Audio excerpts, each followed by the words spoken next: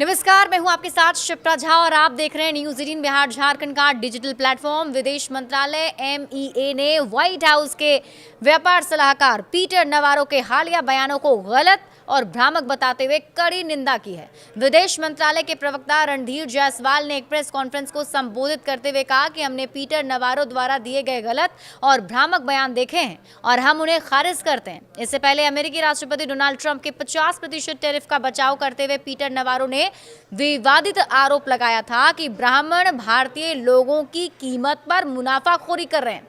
इस पर विदेश मंत्रालय के प्रवक्ता ने कहा कि भारत अमेरिका रिश्ते सरकार के लिए बेहद अहम है।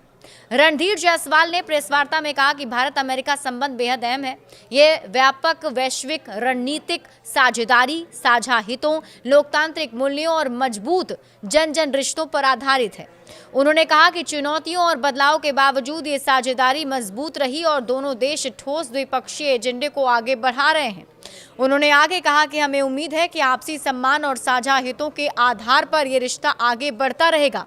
उन्होंने अलास्का में चल रहे संयुक्त सैन्य अभ्यास और हाल ही में हुई 2+2 अंतर सत्रीय बैठक का जिक्र करते हुए बताया कि ये पहल दोनों देशों की मजबूत साझेदारी का प्रमाण है। विदेश मंत्रालय के प्रवक्ता ने यह भी कहा कि दोनों देशों के बीच बातचीत जारी है। साथ ही उन्होंने इस बात पर जोर दिया कि भारत अमेरिका के साथ साझेदारी को मजबूत करने के लिए प्रतिबद्ध है।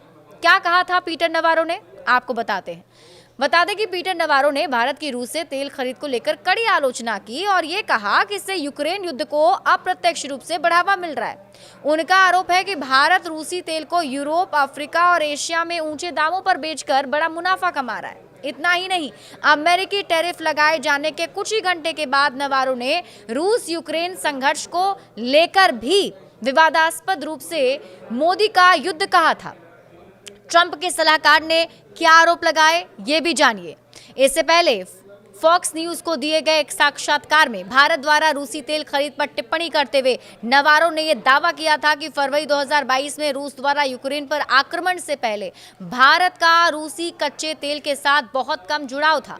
उन्होंने कहा कि रूस के तेल रिफाइनर भारत की बड़ी कंपनियों से मिलकर काम कर रहे हैं। पुतिन भारत को सस्ते दाम पर तेल बेचते हैं, भारत उसे रिफाइन करके यूरोप, अफ्रीका और एशिया में महंगे दामों पर बेचता है और बड़ा मुनाफा कमाता है। उनका आरोप था कि भारत रूस के लिए धोबी घर बन गया है, जिससे यूक्रेन युद्ध को बढ़ावा मिल रहा है। नवारो ने कई सवाल भी उठाए थे। व्हाइट हाउस के व्यापार सलाहकार ने यह भी सवाल उठाया कि भारत रूस और चीन से रिश्ते क्यों मजबूत कर रहा है। उन्होंने कहा कि भारतीय लोगों को समझना चाहिए कि ब्राह्मण अपने फायदे के लिए आम लोगों की कीमत पर मुनाफा कमा रहे हैं और इसे रोकना जरूरी है। हालांकि इस पूरे मामले को लेकर के जवाब दे दिया गया है। बड़े अपडेट्स के लिए आप जुड़े रहिए न्यूज़ 18 बिहार झारखंड के साथ।